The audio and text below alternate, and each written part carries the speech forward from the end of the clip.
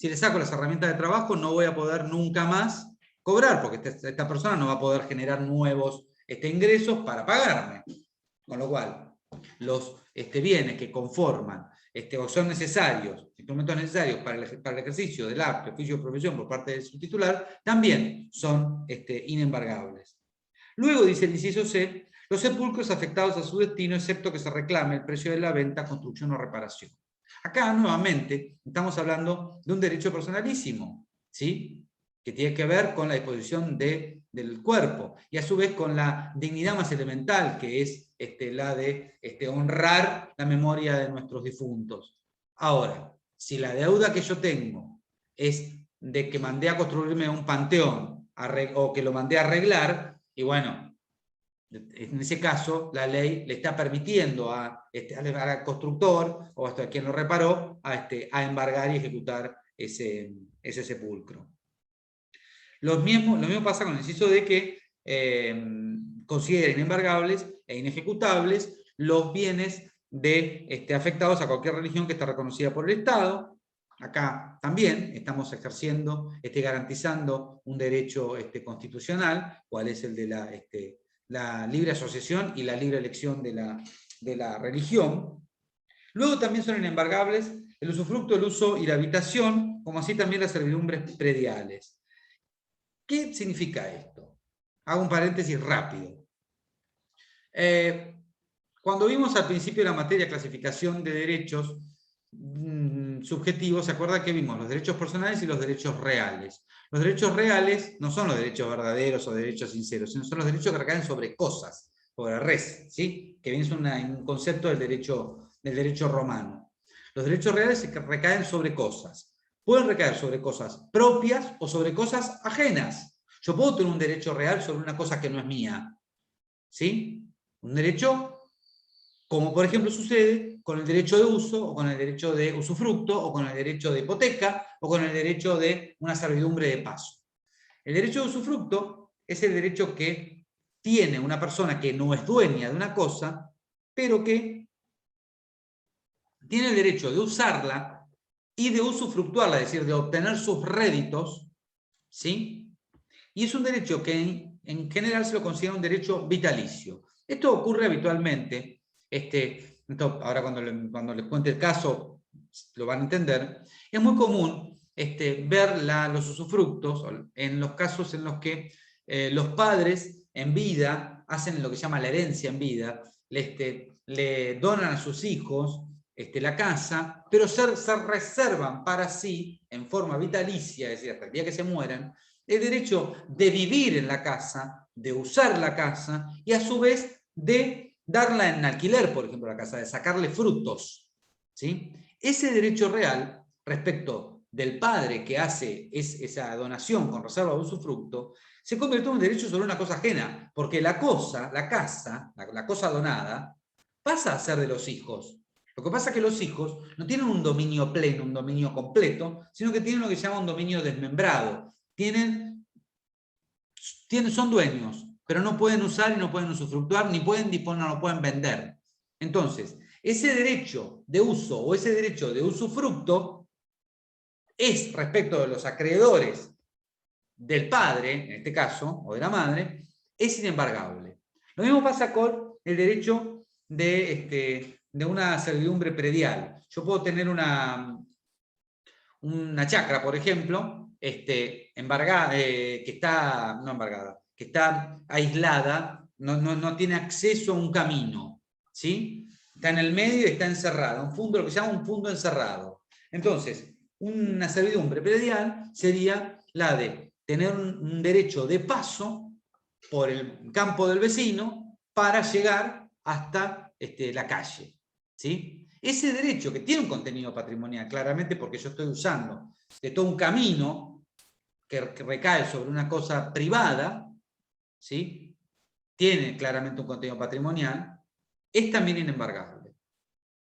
Lo mismo pasa con el artículo 744 cuando menciona a las indemnizaciones que corresponden por daño moral o por daño material derivado de las lesiones a la integridad psicofísica. Esta es una novedad que trae la ley, que había sido reclamada por la jurisprudencia y por la doctrina, que era considerar inembargables las indemnizaciones de daño moral y las indemnizaciones de daño patrimonial cuando provienen de la lesión a la integridad psicofísica. Piensen ustedes en un accidente en el que son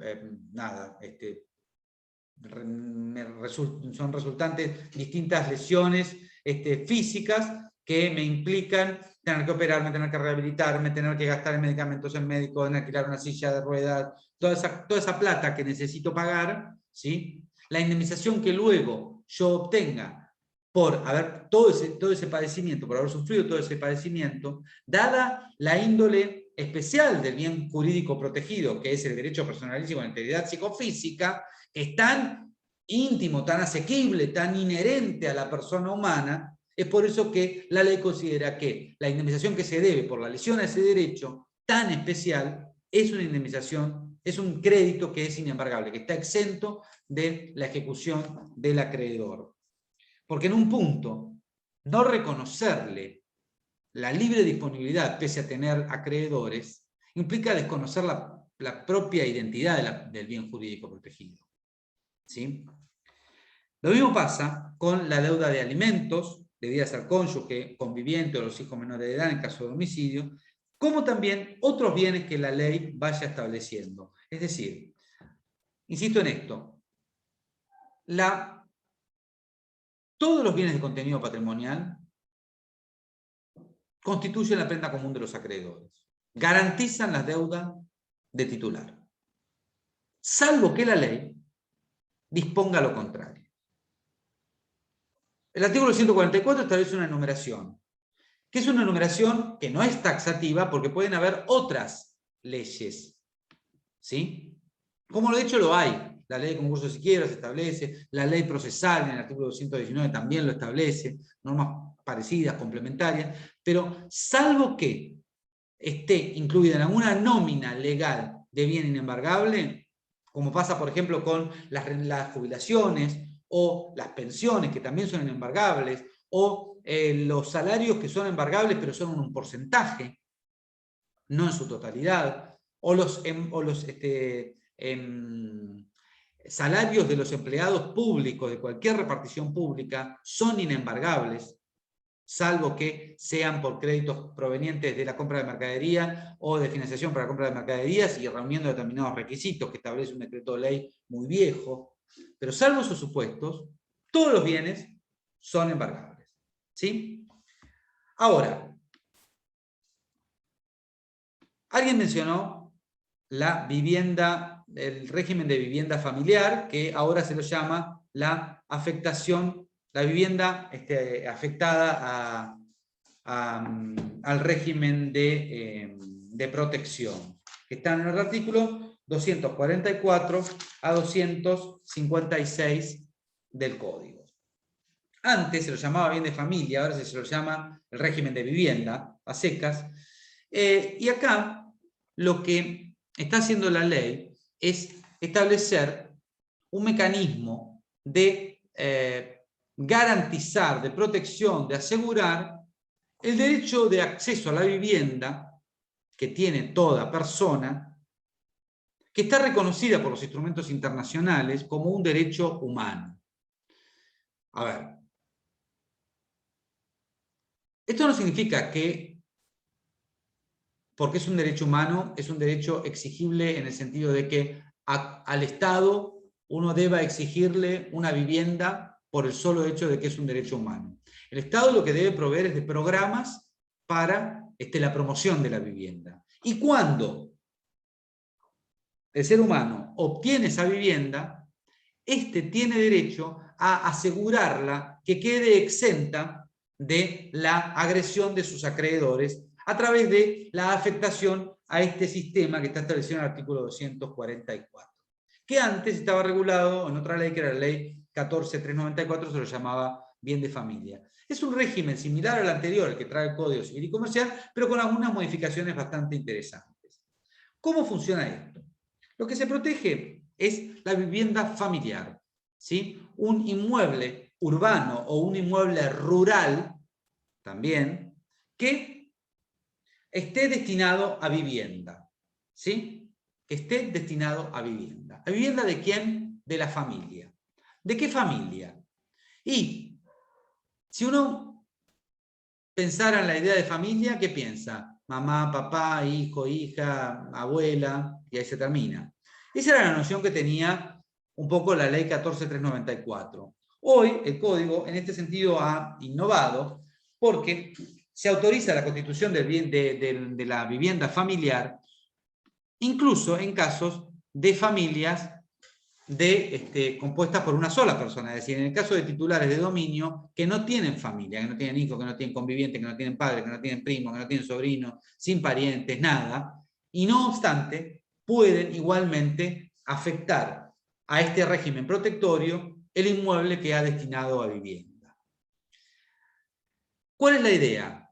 Si yo afecto el inmueble a este régimen de vivienda e inscribo esa afectación en el registro de la propiedad, lo que estoy haciendo es asegurarme que los acreedores de fecha posterior a la afectación de ese inmueble, a ese régimen, no van a poder ejecutar, no van a poder embargar ni van a poder ejecutar esa vivienda.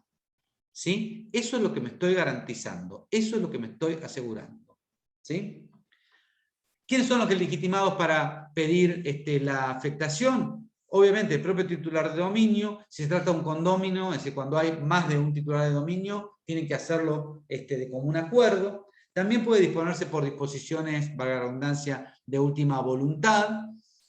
O bien también la puede disponer el juez, en el caso, por ejemplo, de un divorcio, en el que se le atribuye el hogar familiar a uno de los cónyuges en razón de convivir con hijos menores de edad o hijos con capacidad restringida o incapaces. ¿Quiénes pueden ser beneficiarios de este régimen? Obviamente, el propio cónyuge, el propio titular constituyente, el cónyuge, el conviviente, los ascendientes y los descendientes, como así también los parientes colaterales dentro del tercer grado con relación al constituyente. Pero hay una característica o un requisito fundamental para que este sistema de protección funcione, y es que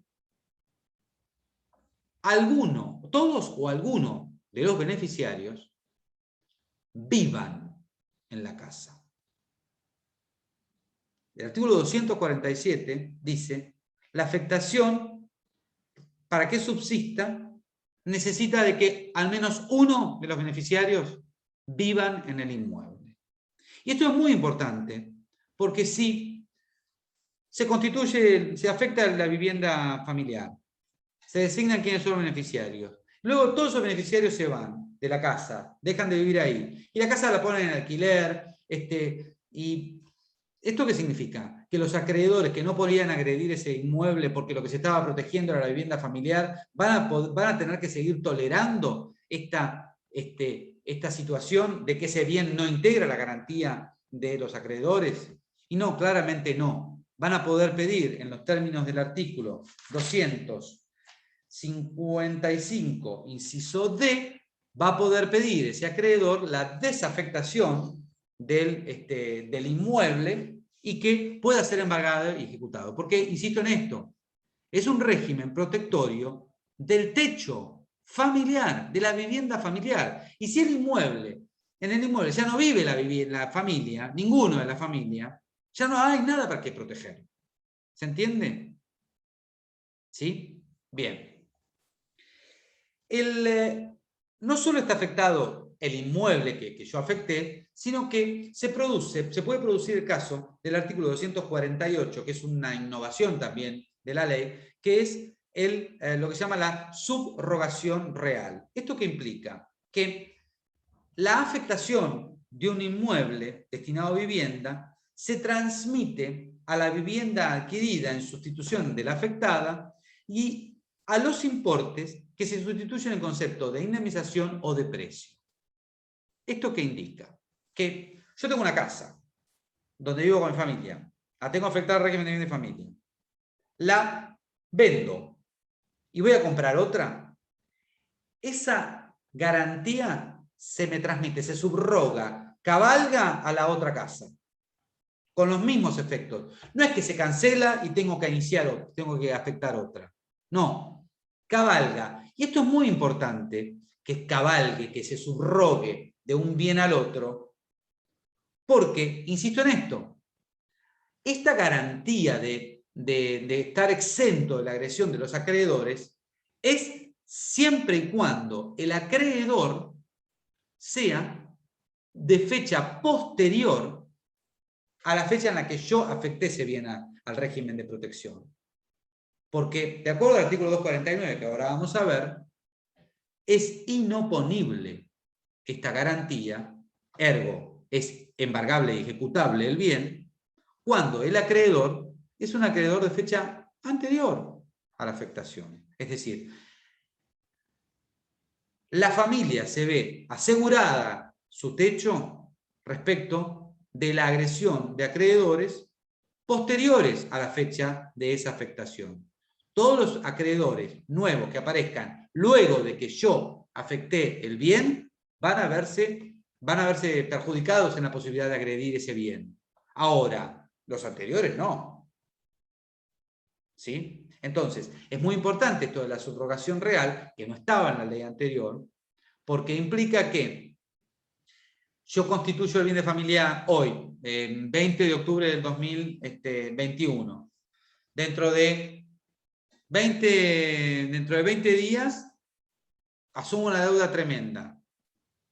Entonces, ese acreedor no puede agredir mi casa. Como lo que se protege es el techo de mi familia, y es un derecho humano de acceso a la vivienda. Si yo luego la vendo la casa y compro otra casa en la que también vamos a vivir, es lógico que la garantía subsista. ¿Sí? Es lógico que la garantía subsista. Incluso la garantía subsiste si yo vendo la casa y tardo unos meses en comprar otra y el dinero me lo guardo en el banco, por ejemplo.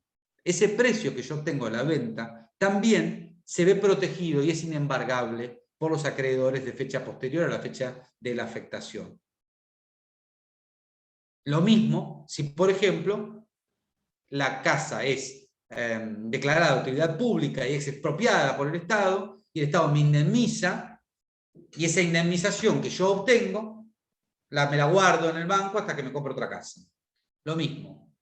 También está asegurada en un concepto vivienda, techo. ¿Sí? Lo que no integra esa garantía es si yo el dinero lo deposito en plazo fijo, ¿sí? Y los frutos que produce ese plazo fijo no están asegurados. Sí, Mario. Y si el acreedor, o sea, se hizo un contrato, un crédito, y no se pagó. En el interín yo puse la casa como...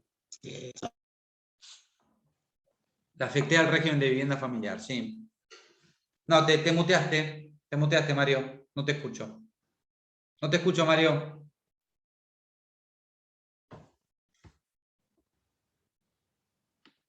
No te escucho, Mario. ¿Eh? Mario, estás muteado. ¿Ahora? Ahí. Ahora sí. Bien, tenía justo una llamada entrante. Ah, ok. ¿Qué decías? Si yo contraigo un crédito, ¿no? Y después del crédito, yo pongo mis bienes en protección. No. Eh, Un inmueble solo un no puedo obtener inmueble, 2, 3. Un inmueble en el que voy a vivir con mi familia. un inmueble en protección. Y después no pago el crédito y me quieren ejecutar. Mm. ¿Cuál fecha es? ¿Anterior a la que yo contraté el crédito o después cuando ejecutan? No. La fecha que se tiene en cuenta es la fecha en la que nace el crédito. Esto implica que tu acreedor es de fecha anterior a la afectación. El problema, Bien. si vos contraes una deuda hoy, por más que la dejes de pagar dentro de 5 años, vos hoy vas al banco y sacás un crédito personal, ¿sí? Lo pagás sin problema, te compras una casa. La afectás al régimen de vivienda familiar, luego de afectar al régimen de dejar de pagar, al año siguiente. Ese crédito tiene causa en una fecha anterior a la fecha de tu afectación. Con lo cual, a ese acreedor le es inoponible tu afectación. Vos no te podés garantizar con esa afectación al régimen de vivienda. Es para los posteriores. Hay un problema muy interesante, no me quería ahondar, porque estos temas son interesantísimos y dan siempre motivo de mucho pleito, mucho juicio. En los casos en los que, por ejemplo, tenés un contrato normativo como es el contrato de cuenta corriente bancaria. Uno es cliente de los bancos durante muchos años. ¿Sí? Si uno tuviera como parámetro siempre la fecha en la que celebró el contrato, sería una fecha en muchos casos injusta, porque yo tengo la cuenta, yo fui el 5º cliente de una sucursal de un banco de acá de Mar del Plata. Cuando abrió la sucursal de Güemes, del Banco Santander, que se llamaba Río, yo fui el 5º cliente que entró ese día, el día que abrió la sucursal, hace 30 años atrás. ¿Sí? Y tengo cuenta corriente desde hace 30 años en ese banco.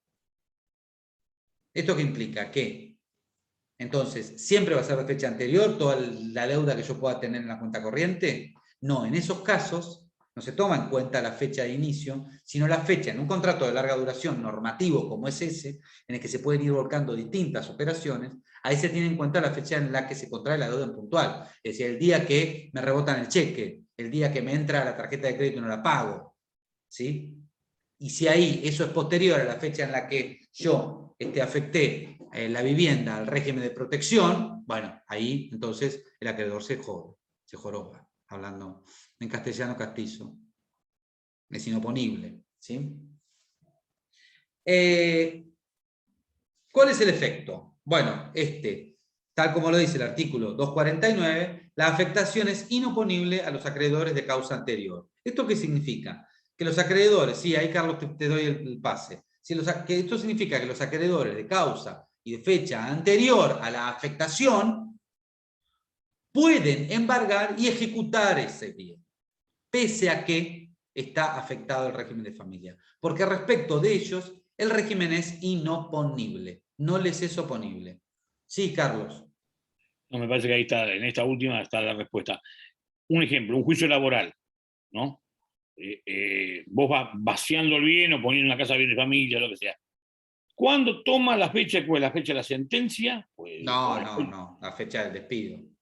No. ¿La fecha del despido? No, bien. Lógico, no, ahí olvídate. No hay manera de salvarlo eso. No. Ahora, si uno hace la explicación inversa, dice, bueno, los anteriores les es inoponible, ergo, a los acreedores de fecha posterior les es oponible. Esto significa que no pueden embargar ni ejecutar esa vivienda. No obstante, hay situaciones que la ley dice, bueno, pese a ser de causa o título posterior a la afectación, igualmente el acreedor puede embargar y ejecutar esa vivienda. ¿Y a ustedes en qué caso les parece que esto puede suceder? Es decir, pese a ser posterior, igualmente puede embargar y ejecutar. ¿Qué caso les parece a ustedes que podría ser uno?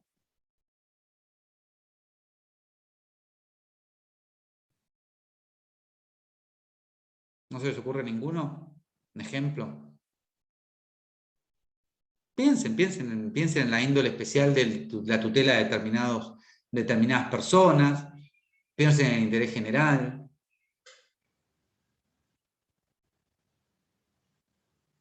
¿No? O sea, estamos hablando de los anteriores.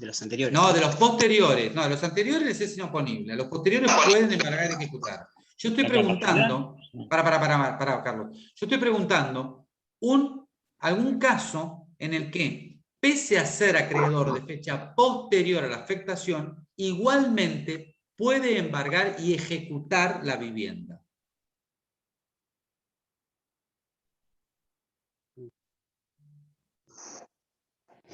En el caso de que haya puesto como garantía la vivienda.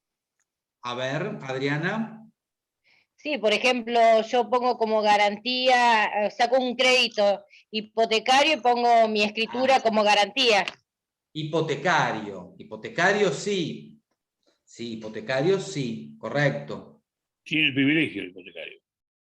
Además es un acreedor con garantía real. Sí, tiene un derecho preferente. Bueno, la respuesta está, chicos, en el artículo 249, no son solamente ideas locas. El artículo 249 dice: pueden embargar y ejecutar las obligaciones por expensas comunes, o sea, los consorcios por obligaciones de expensa común y los comunes o el fisco por los impuestos, tasas o contribuciones que gravan directamente al inmueble.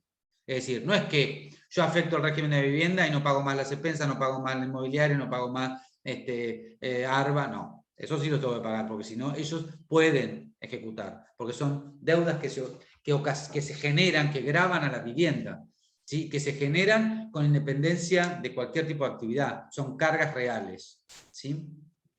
Luego las obligaciones con garantía real, lo que decía Adriana, como por ejemplo una hipoteca.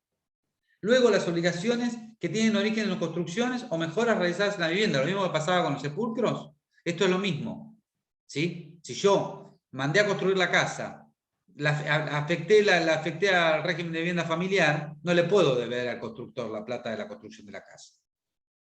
Es como un contrasentido, ¿sí? Lo mismo en el caso de obligaciones de alimentos, debida a hijos menores de edad, a hijos incapaces o a hijos con capacidad restringida.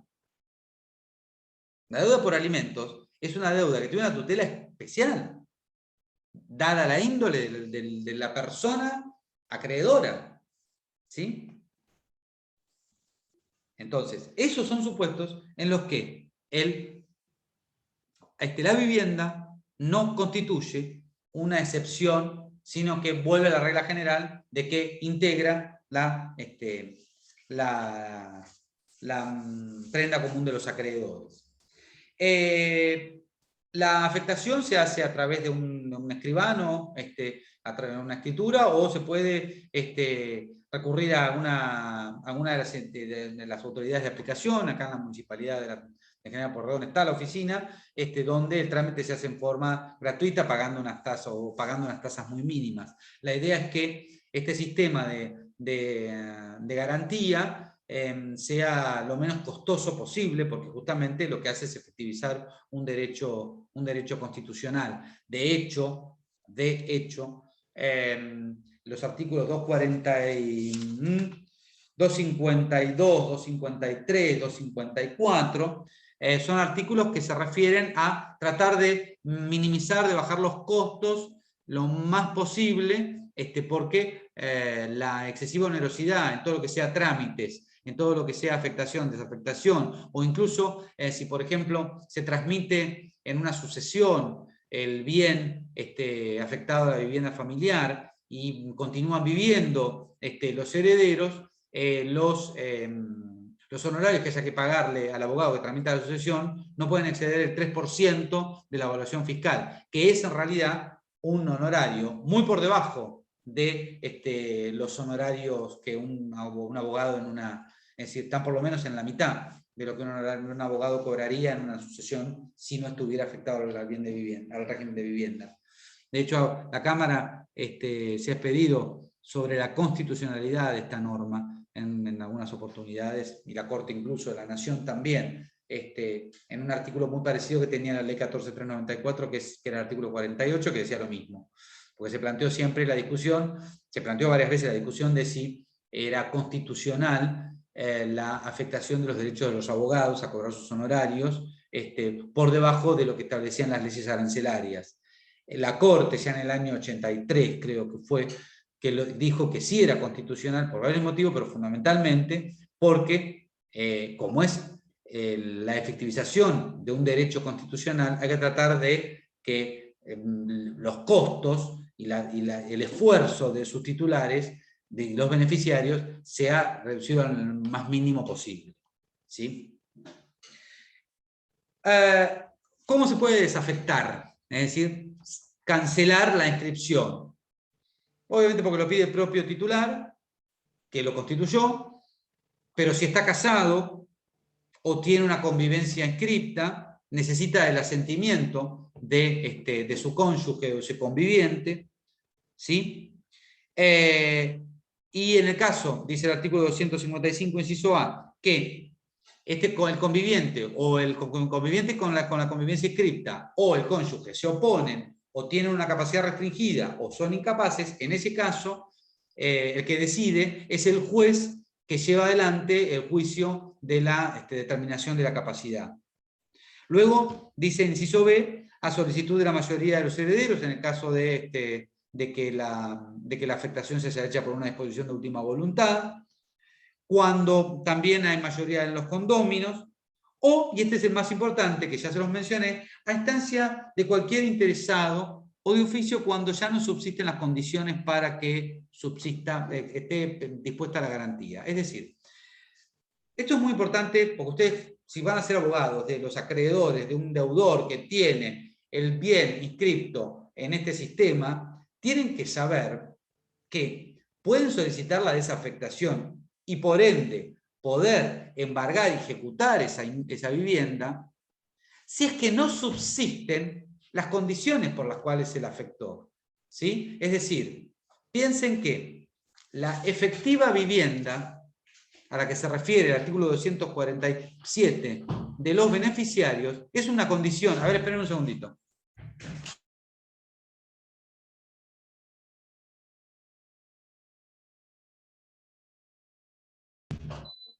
Perdón, acaban de entrar mis hijos.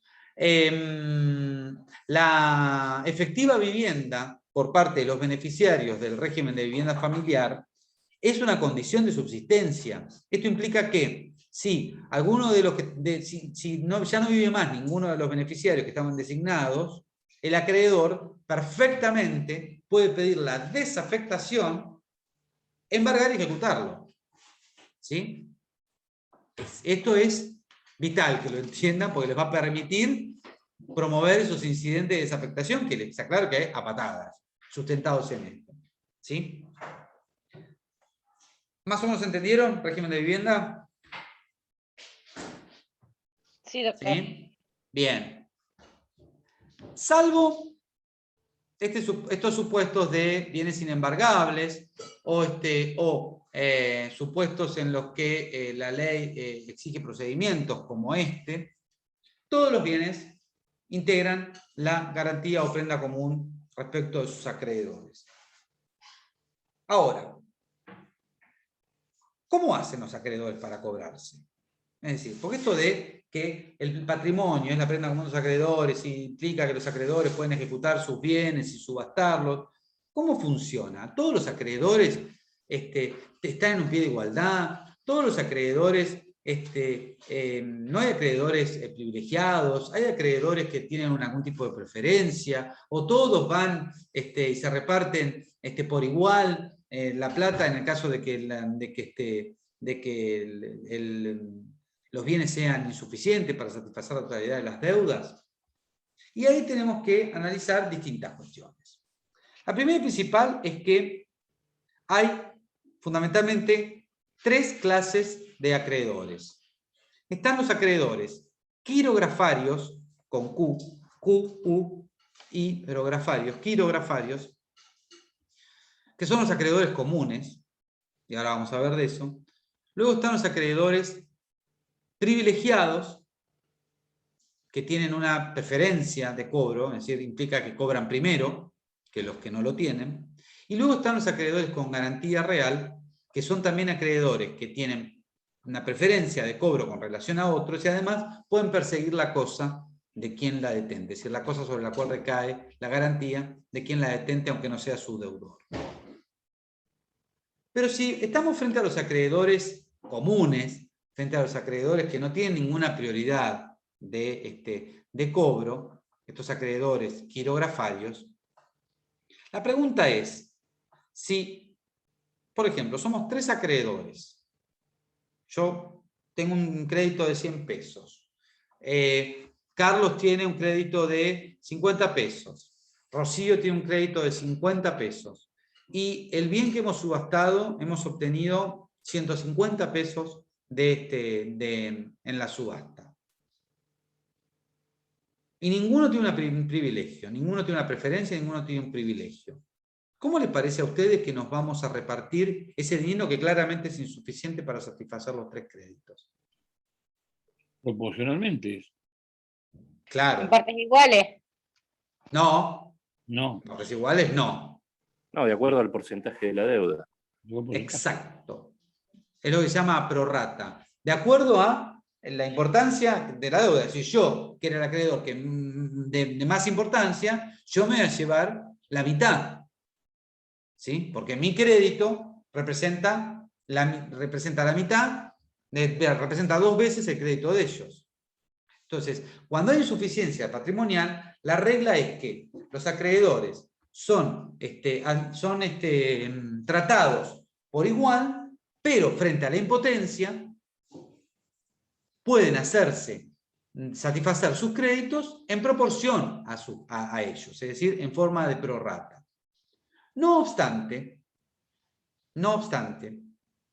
hay una máxima en el derecho, que podría decir la Wanda Nara, que es el cocodrilo que se duerme es cartera. Es decir, el acreedor quirografario, pese a ser un acreedor común, sin privilegio, y qué sé yo, y que tiene que cobrarse prorrata en el caso de insuficiencia del patrimonio, igualmente puede ganarle a otro acreedor quirografario y cobrar primero. Y eso sucede cuando se da el supuesto del artículo 745 del Código Civil y Comercial, que es lo que se llama la prioridad del primer embargante. Fíjese que la norma lo que dice es: el acreedor que obtuvo el embargo de bienes de su deudor tiene derecho a cobrar su crédito, intereses y costas. Costas es los gastos del juicio, con preferencia a otros acreedores. Esta prioridad solo es oponible cuando se trata de acreedores quirografarios en procesos individuales, es decir, no en concurso y no en quiebra.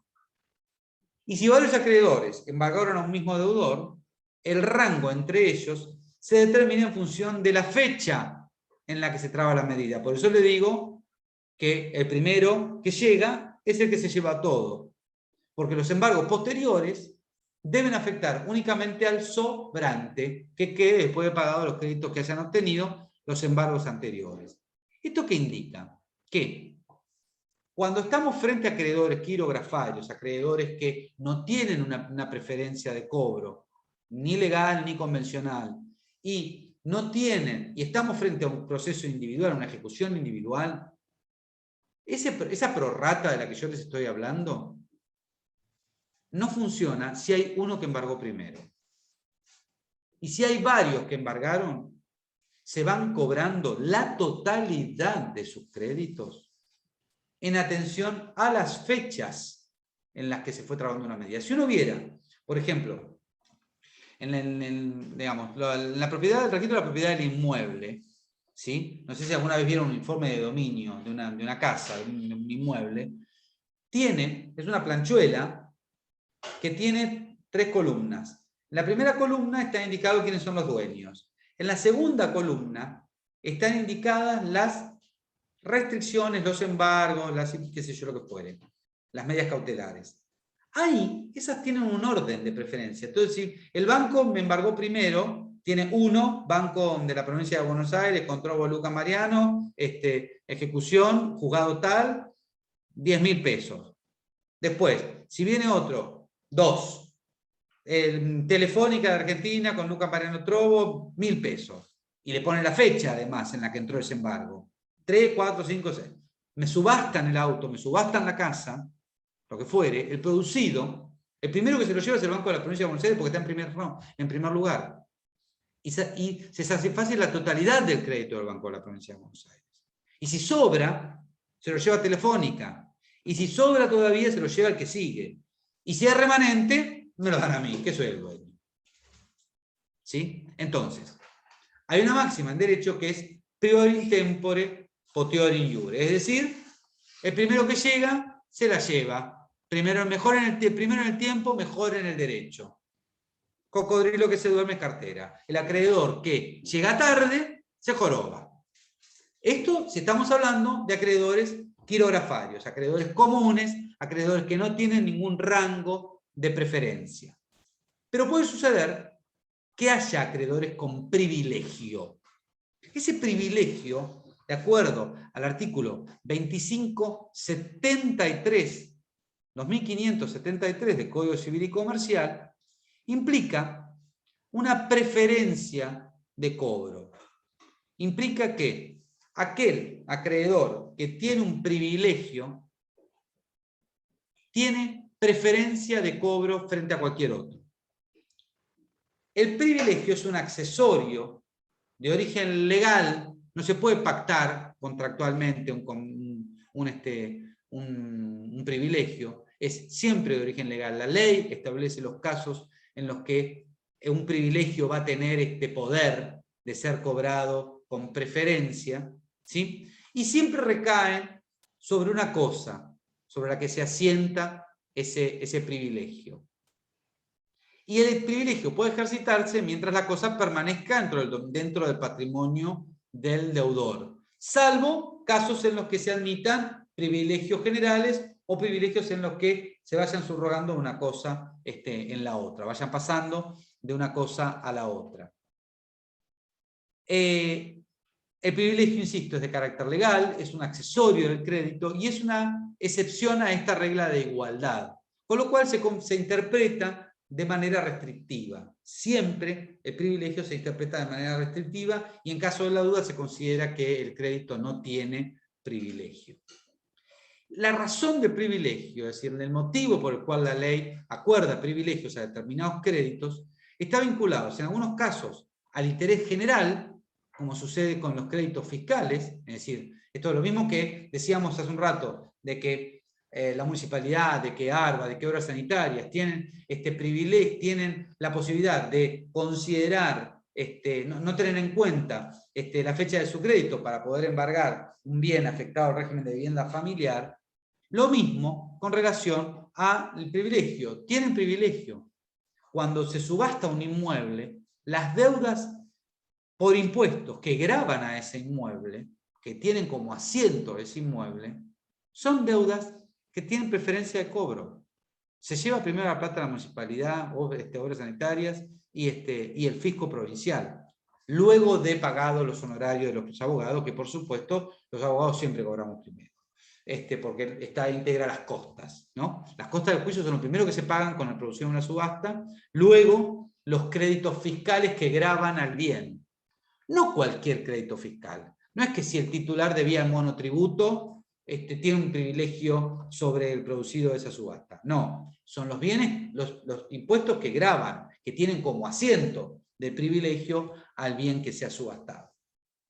Pero también puede ser que la ley establezca privilegios no en razón del interés general, sino en razón de la tutela de determinadas personas que necesitan que se les sea protegido su derecho dada la vulnerabilidad de su situación. Tal como sucede con los salarios, los alimentos o los gastos de última enfermedad o de sepelio, ¿sí? Ahí hay una índole especial del acreedor, una tutela, la necesidad de una tutela especial, diferenciada, que tiene el acreedor, en cuyo caso también la ley les confiere un privilegio y una preferencia de cobro. ¿Estamos hasta acá? ¿Me van siguiendo? Bien. Hay privilegios generales y privilegios especiales. Los privilegios especiales recaen sobre una cosa terminal, los privilegios generales recaen sobre la totalidad del patrimonio. El Código Civil y Comercial regula solo privilegios especiales. Los privilegios generales son propios de concurso y de la quiebra, es decir, los procesos, incluso de la sucesión, pero son propios de los procesos universales. Pero además de los acreedores quirografarios, los acreedores privilegiados, existen algo que hoy mencionaba, creo que era Alejandra la que lo mencionaba, los créditos con garantía real. Los derechos reales de garantía, léase, por ejemplo, hipoteca, anticresis o prenda, también tienen una causa legítima de preferencia en la percepción del crédito. Es decir, le confieren al titular de ese derecho la posibilidad de cobrarse con antelación también, con preferencia a otros acreedores. Y esta preferencia no solo surge porque lo dice la ley, sino porque además han celebrado con el deudor un contrato. Es decir, no operan en forma automática, sino que la garantía real surge, tiene un origen convencional, que está receptado en la ley, pero tiene un origen convencional. Solo en virtud de un acuerdo que se celebra entre el deudor y el acreedor con garantía real, es que esa garantía va a existir.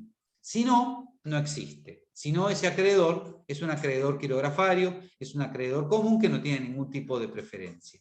El acreedor el acreedor con garantía real, no solo tiene derecho a cobrar en forma preferente, sino que además tiene lo que se llama el ius persequendi, es decir, la posibilidad de perseguir la cosa en poder de quien la encuentre y ejecutarla judicialmente.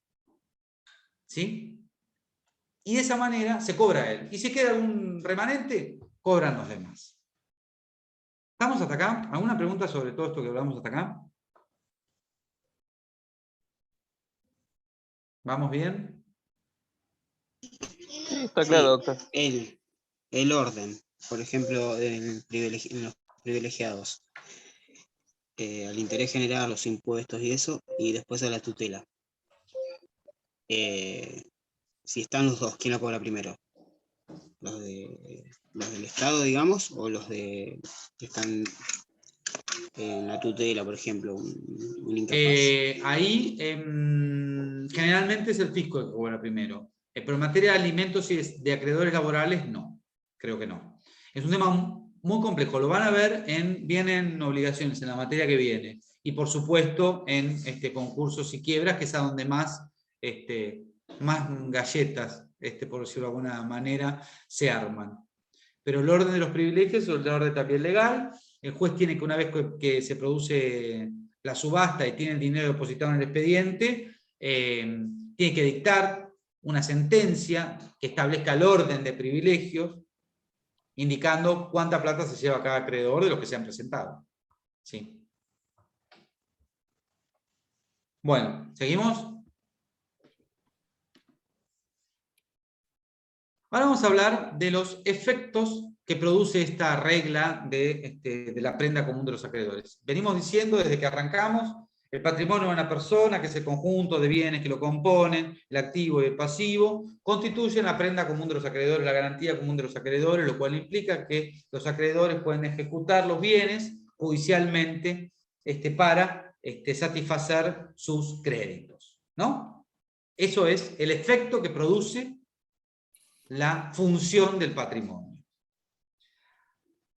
Para organizar estas medidas judiciales podríamos hacer 4 grupos, digamos, 4 tipos de acciones de las que dispone el acreedor para hacer efectiva esta garantía. Las primeras son las medidas precautorias, las segundas son las medidas ejecutivas, las terceras son las acciones integrativas, y las cuartas son los procesos colectivos. Es decir, medidas precautorias, medidas ejecutivas, las acciones integrativas y los procesos colectivos. Esos son los 4 tipos de acciones judiciales que dispone el acreedor para hacer efectiva esta noción de la garantía común de los acreedores. ¿Cuál era la cuarta? Procesos colectivos, es decir, concurso o quiebra. Medidas precautorias, es decir, medidas cautelares. Medidas ejecutivas, acciones integrativas y procesos colectivos. Colectivos en el sentido de que se presentan todos los acreedores. Y estos son el concurso preventivo o la quiebra, dependiendo de la situación. Las medidas precautorias o las medidas cautelares son medidas que tienden a asegurar el contenido y el efectivo cumplimiento de una futura sentencia que se va a dictar. Es decir, yo como acreedor, ¿está bien? No hay problema. Carlos, ok. Yo como acreedor tengo la posibilidad de reclamar judicialmente ejecutar el crédito, ¿sí? Pero yo sé que la justicia es lenta, que me va a llevar un tiempito obtener la sentencia, para luego con esa sentencia poder ejecutar el bien y salir a subastar, ¿no? Entonces, la medida cautelar, o la medida precautoria, que son los dos nombres, lo que hacen son resoluciones judiciales que tienden a asegurar que esa sentencia que se va a dictar y que yo voy a pretender ejecutar en un futuro, no se torne ilusoria. Porque ¿qué es lo que puede pasar? Si yo tengo un acreedor que me está por ejecutar, ejecutar judicialmente, entonces yo, deudor vivo, lo que haría sería hacer desaparecer mis bienes.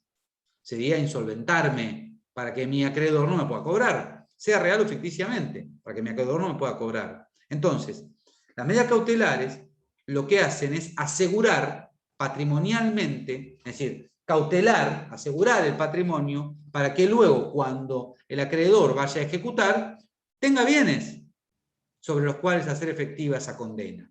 Y no sea un cuadro la sentencia para colgar porque no tengo de dónde cobrarme, ¿sí? Esas medidas cautelares se dictan durante la sustanciación del proceso, o incluso el proceso puede arrancar con el pedido de una medida cautelar, que yo la trabo, y luego de trabada la medida cautelar, inicio el juicio propiamente dicho.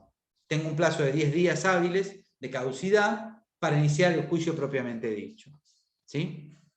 ¿En qué consisten estas medidas cautelares? Bueno, puede ser el embargo de un bien, que es hacer que sea indisponible para el deudor ese bien, ¿sí? Y el deudor solo va a poder disponer de ese bien, sea pagando, o que quien compre ese bien asuma el embargo como propio, que eso también es posible, ¿sí?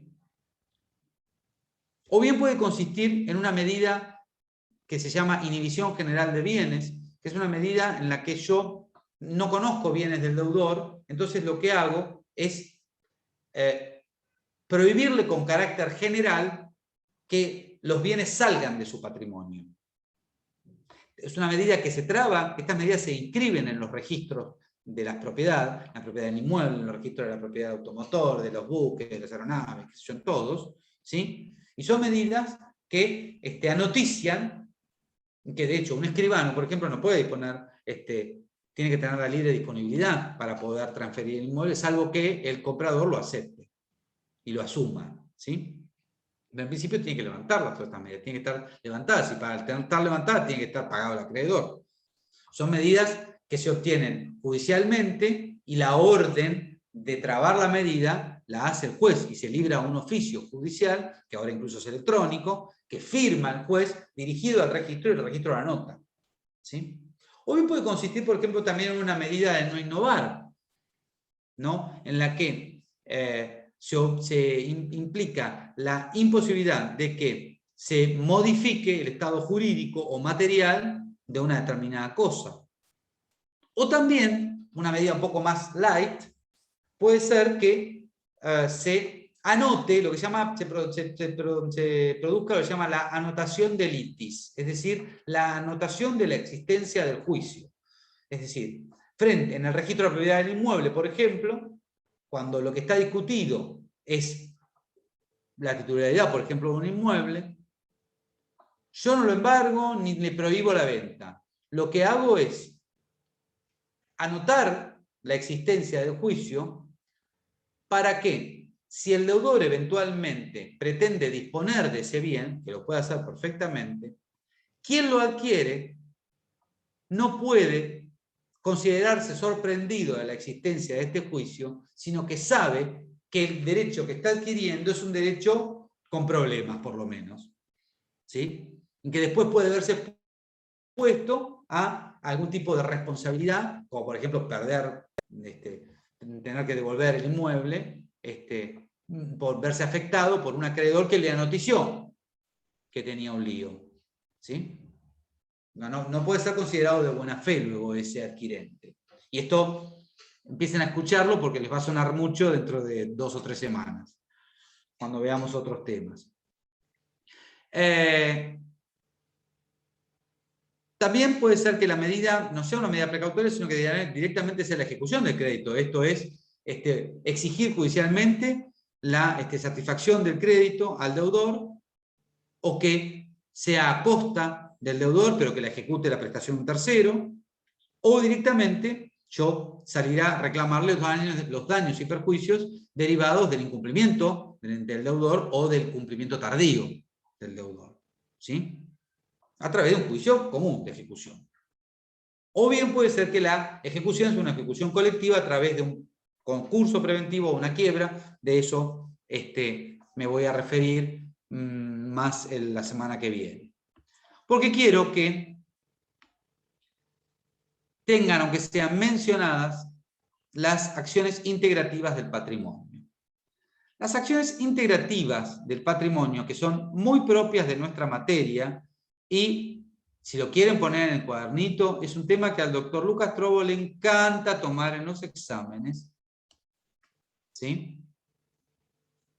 Las acciones integrativas son las acciones que lo que tienen por objeto es integrar, por eso se llaman integrativas, el patrimonio del deudor a través de diferentes herramientas para que el acreedor pueda justamente satisfacer su crédito. Integran, recomponen, buscan que el patrimonio no se esfume, busca que el patrimonio, si algún bien se fue, que vuelva. ¿Sí? Son acciones que tienden a integrar el patrimonio del deudor para que el acreedor pueda cobrarse.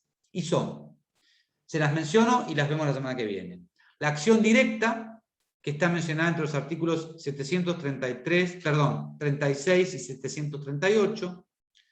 La acción subrogatoria, artículos 749 a 742, y artículo 111 a 114 del Código de Procedimiento Civil y Comercial de la Provincia de Buenos Aires.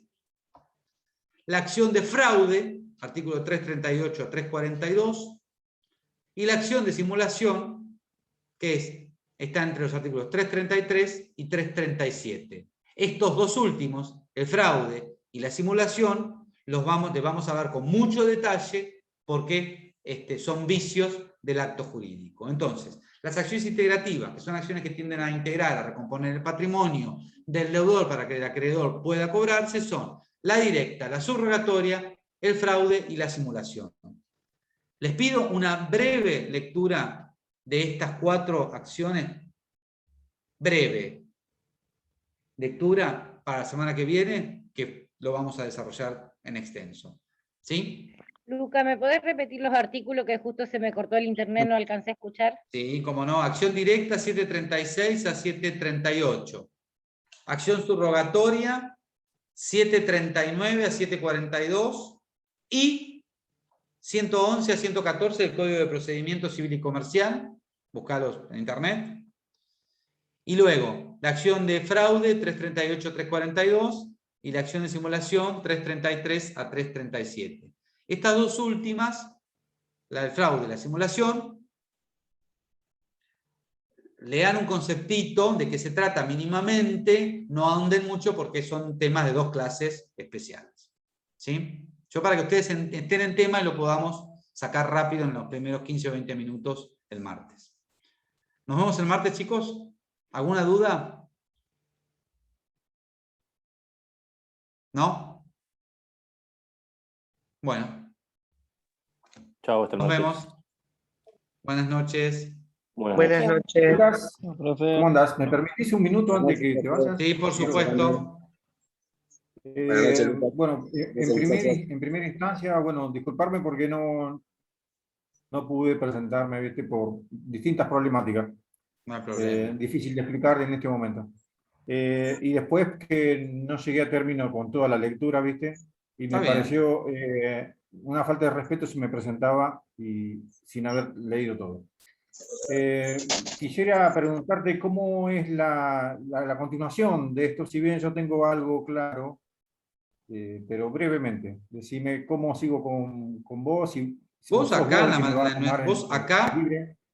vos acá, como así en cualquier otra comisión, podés estar de oyente, perfectamente cursar como si fuera normal. La única diferencia es que no vas a rendir ya el parcial. Esto Claro. significa que vos asistís a las clases, preguntás, intervenís. Tu participación en clase es exactamente la igual como si estuvieras Bueno. todavía manteniendo la regularidad. La única cuestión es que no vas a Bueno. rendir el segundo parcial. Y obviamente, Sí, como se hacía obviamente en el acta colegio. vas a figurar como ausente. No tenés un 2, Claro. tenés ausente, no te presentaste. ¿Sí? Es Bien. como si la hubieses abandonado la materia. Vos la cursada la podés Claro. hacer, porque, a ver, así como podés cursar en esta comisión, podés cursar cualquiera, como podés cursar cualquier materia, porque en realidad, nosotros ahora porque estamos con el Zoom y tenemos una ID, qué sé yo, pero en realidad la facultad, todas las clases son públicas. Vos entrás a un aula y te sentás, podés cursar perfectamente. De oyente, en cualquier lado. Acá, igual. Digamos, es solo un tema de ámbito nada más virtual. Bueno, una sola pequeña cosa. Sí. Cuando vas a rendir, ¿me vas a tomar vos? ¿Alguno